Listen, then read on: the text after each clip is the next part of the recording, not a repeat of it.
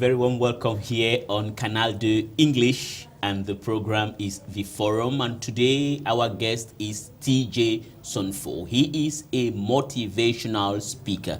For most of you, you are not conversant, or you perhaps must have heard about motivational speakers elsewhere in the world, especially in the United States, Great Britain, and other English-speaking countries. Little did you know that in Cameroon we have our own motivational speakers. Why has TG Sonffo chosen to go into a field that is not very well known in this country? That is the main question that we are going to be asking him, and on other issues concerning religion and financial literacy. Please do not go away. We shall be right back.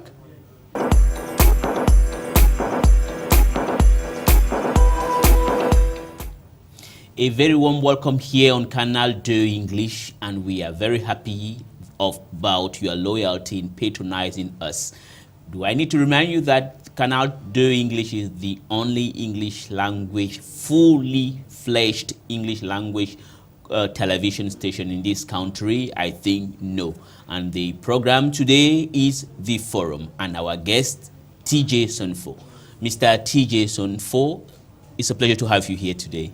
Pleasure is mine, Mr. Elie. How are you doing? How are you doing? Good.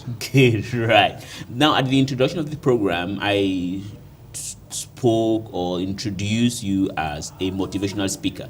And it is a profession which is not well known here in Cameroon. Yeah. And what made you to opt for such a profession? Well, I greet all the televiewers of Canal de English. Thanks for the question. It's an important question because motivational speaking is really a field which is not yet very much exploited in our country.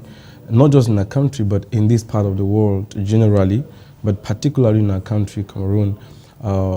Probably because of the culture we have, because in most Anglo-Saxon countries, like in Eastern Africa countries, Kenya, Zambia, Zimbabwe, and also some of the West African countries like Nigeria, Ghana, motivational speaking is well known, and the culture is well advanced in approaching that.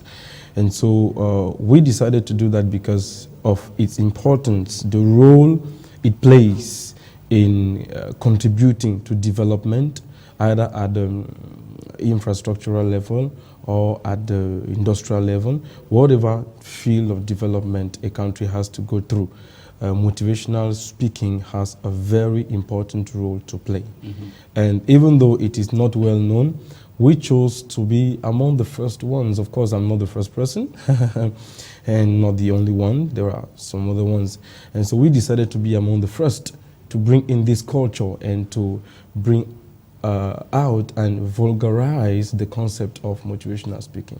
Good. Now, when we talk about motivational speaking, or you are a motivational speaker, on what topics do you choose, or you motivate people all around the board? Or let me put it another way, do you have some specific points that you choose to carry out your motivational speaking on?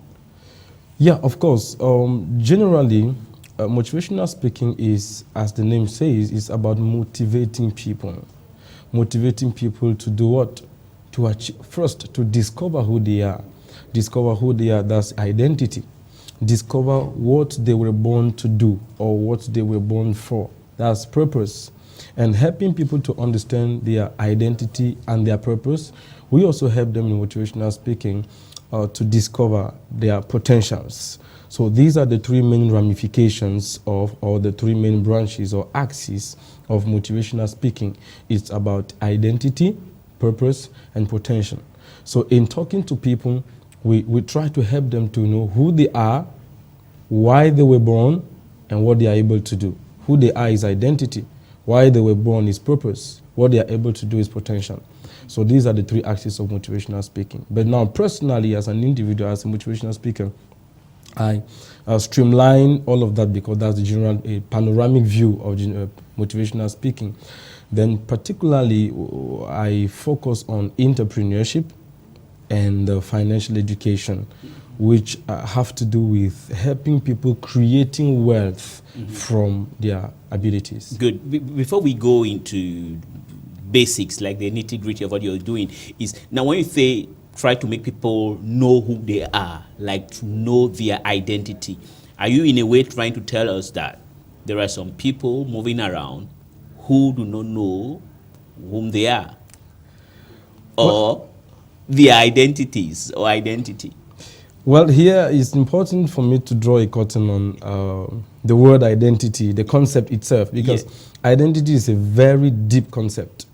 All right, okay, let me take a trivial example. You get to the road and you are strolling in the city, and then a policeman comes and stops you and asks for your identity card, you know. And so we have that mindset of identity as what we are, our name, profession, probably place of birth, date of birth.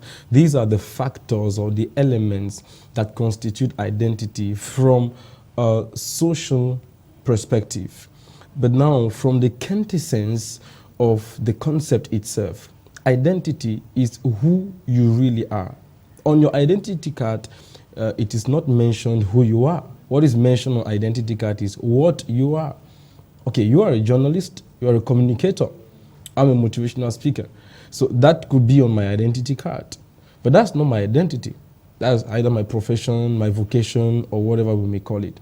But we are talking about identity from its, I wanted to use the word metaphysical, but that's too... It's no problem. Even if you were to use that word metaphysical, because what I want is that I want the person, so the people watching us today, male or female, old or young, should to be able to understand. I want things to be very simple. We're also educating people as well. All right. Yes. So, well, identity from its metaphysical, that is from its spiritual dimension, is the quintessence of the human being. Who you are from your origin. Where are you coming from? And that is how you can find purpose. You find purpose by finding identity. And when you find purpose and identity, you can then discover potential.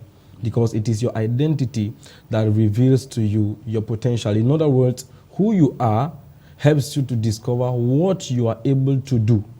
And we can take that in very simple examples. Now, if somebody comes to realize that he's maybe the son of the president or the head of state, and he knows that, let's take that as identity. Once he gets to know that identity, which he didn't know probably by maybe a stroke of circumstances, it happened that he got lost or missing or something, then he comes to realize that he is the child of the head of state. He discovers his identity. At that moment, his potential, what he is able to do as the son of the head of state, comes and becomes real to him. So that is how identity helps us to discover potential. But can that help that child in shaping his or her future? When you know who your father or your mother is, can it help you? Yeah, it does. It does. It can. Now, let me put it the other way around. In case you discover that you come from a background whereby your parents were, let's say, shoe menders, peasant farmers, how can that change you? Good. Yes. Okay. Now, the example I took was about somebody who doesn't know where he's coming from and who is just parading himself in the street trying to find a means of livelihood. Now, so it is not necessarily saying that parents are the source of our identity. So I want to strike that balance. Yep. So that's not what it meant. It didn't mean that our parents are the source of our identity, because your parent could be a high-ranking person. Your parents could also be, your parents could be high-ranking people. They could also be low-ranking people in the society. So that is not what makes you or what defines whether you become great or not. Yeah, I took that example just to express, to create a kind of picture of what a revelation of where we are coming from can do in our lives. In your lives. Now, let me ask you another question, because along the line you say you also do a kind of motivational motivational speeches or speaking geared toward sparking or inciting within individuals their different potentials. And you spoke about financial education. Now, what has motivational speaking got to do with trying to spark a kind of financial entrepreneurial spirit in the individual that you speak to? Good. So I presented motivational speaking from this broad or panoramic perspective approach, and then said I streamline mine into entrepreneurship and financial education. All right. The link is,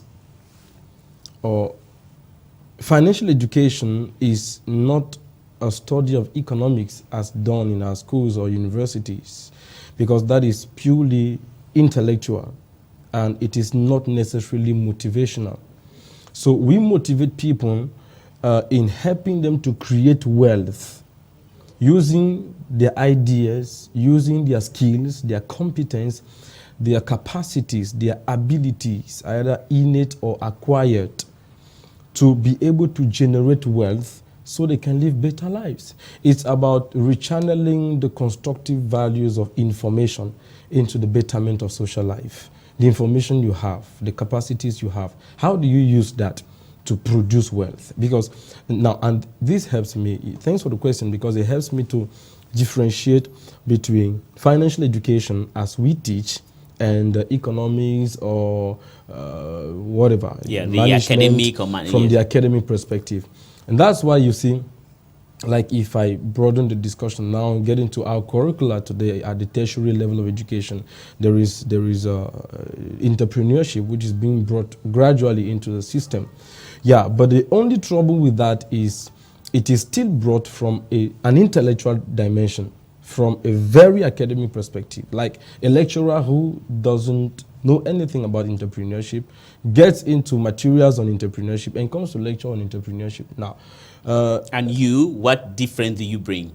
You are now, not. The difference we bring is yes. we bring financial education. We separate it from economics, the way it is taught intellectually. From the pure intellectual. From the academic approach, and bring it into the practical approach. How do you create wealth practically? How do you start your company from scratch? And you are able to sustain it over time, because experience has shown that there are very few companies in Africa, let's say in our context, that have spanned over 50 years. Sure. And you are a witness of that. You're a communicator and you have the information about that. So it's not, well, somebody would say you have to look at the age of Africa too. That's true. But when we talk about 50 years, we are talking about it from a global dimension. Yes. But what it means is, because statistics have also shown that most businesses, 90% of businesses die within the first 5 years of existence. That is because there is no sustainability plan. And it's also because most of the people that even go into business, in our context, go into the business not with this understanding. Okay, what is financial education? I think by defining it, it helps me drive the point home. Financial education is the constant development of a person's ability to make, manage, multiply, and master money. Money. Now, as you are in this profession of motivational speaking, how do you talk or get your targeted audience in Cameroon, for example? How do you do to get them? We organize monthly seminars. We have free monthly seminars. Free. Probably you ask me why free. Yes. Well, we adopted that policy because there is always a people that must pay the price to make a concept known. When you talk about personal development, because that's what motivational speaking is all about, encouraging personal development. Now, when you talk about that, people are like, where is it coming from? What is it all about? And so if you say, I traveled, I've done a lot of conferences in other countries out of Cameroon, and people are ready to pay any amount of money to come and listen to a motivational talk for 2 hours. That is out of Cameroon. Out of Cameroon. Yeah, than in Cameroon. Now you get back into the country, put up a seminar and say, registration fees, 10,000 francs. That's roughly nothing. Yeah.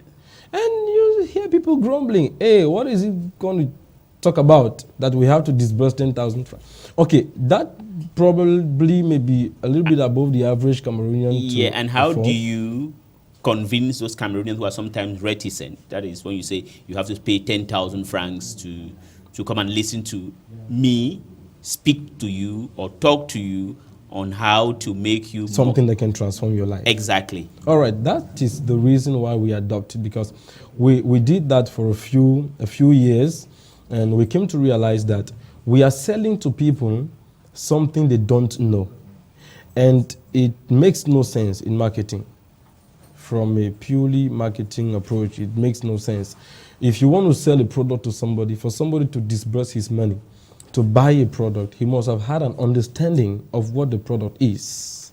And so since the product here, personal development or motivational speaking, is not yet known, when you sell to people a product they don't know, they can't buy it.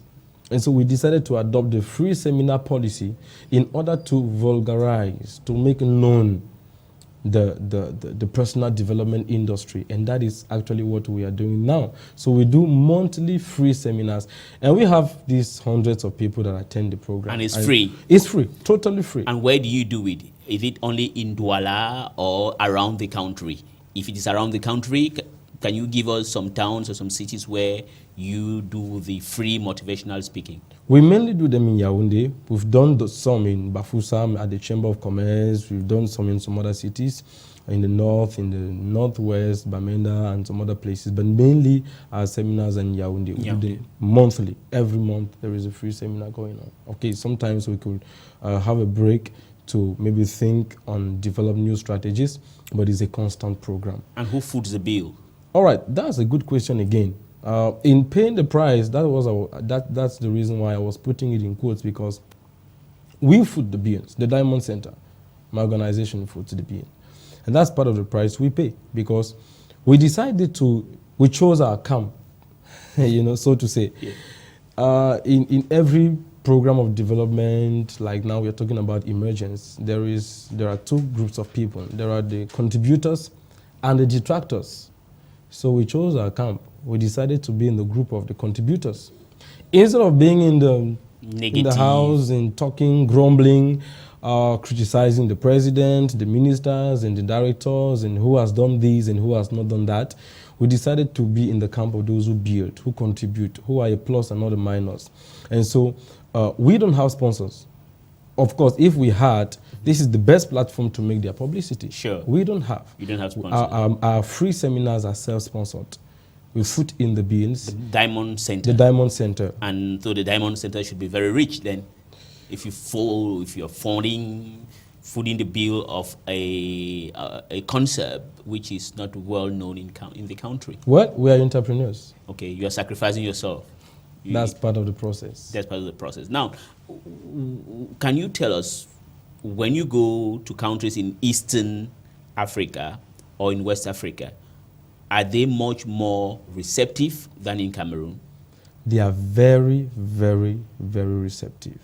And how come that we are all Africans, how come that those in East and Southern Africa and West Africa are receptive, but Cameroon, that is also straddling between Central and West Africa, is somehow reticent? Inherited culture.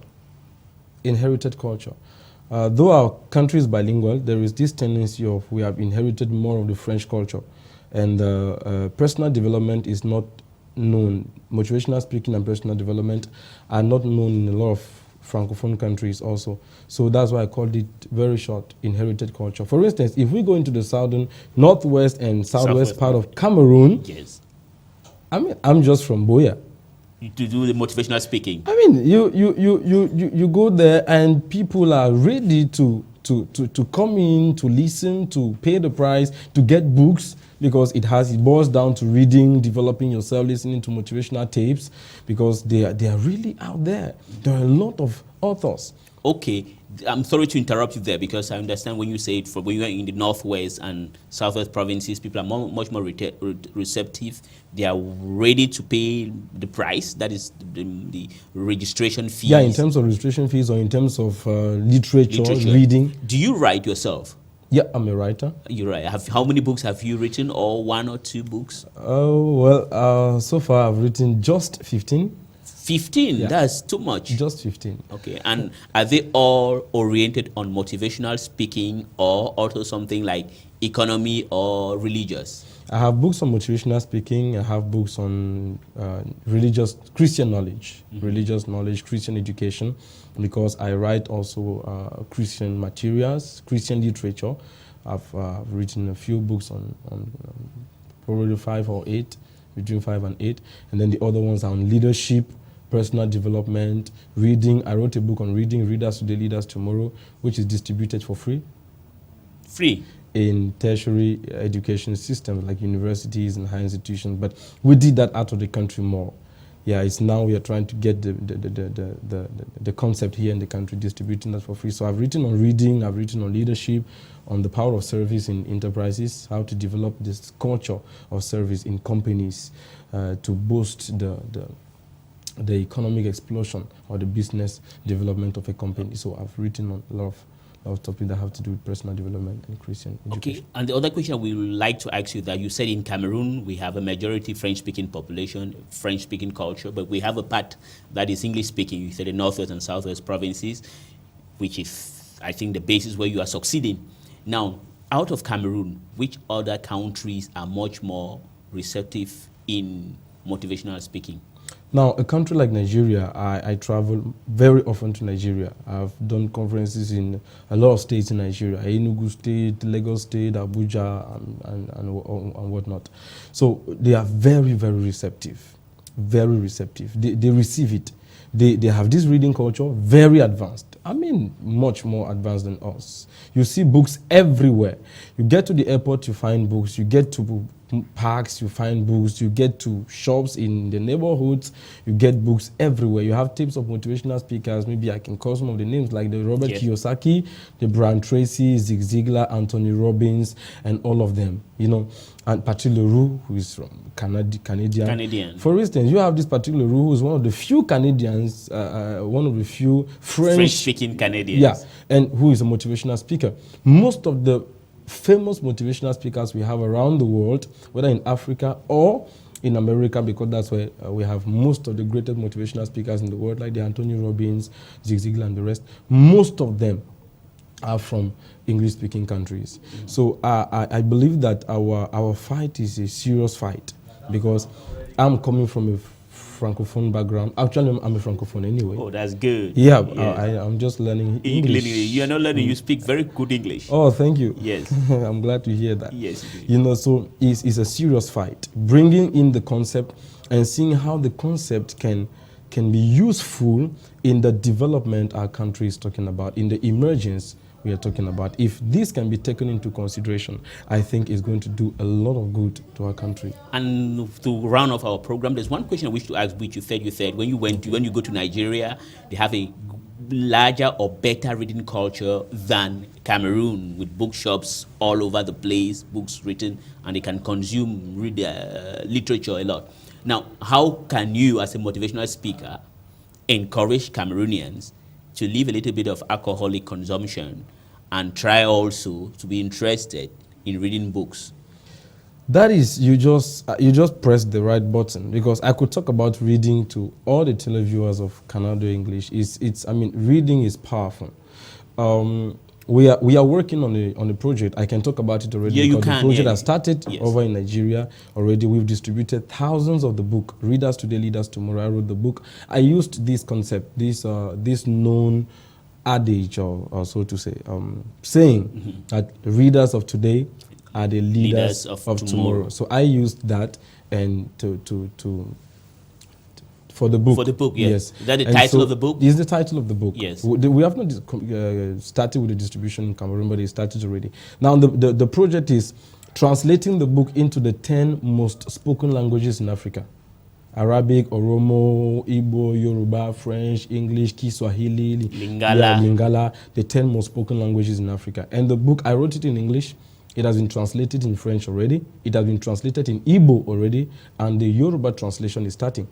And we have distributed already in a lot of universities in Nigeria, and also working hand in hand with some of the government officials there to make it possible. But I told myself, hey, Charity begins at home. Yes. So it's good I come back with the concept. That's how I interrupted it over there to come back here and start. And it's just for me to probably come close to the authorities, probably the Minister of Culture and some other, and see how this book can go across our universities and help people to read. Because there is something I call the magic of reading, and I end with this. The magic of reading cannot be explained, it can only be experienced. Until you start reading, you may not grab the power of reading.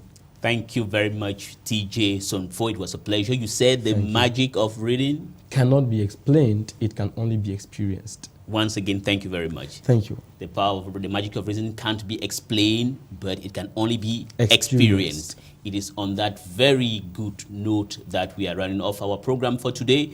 Please stay tuned on the programs of Canal de English.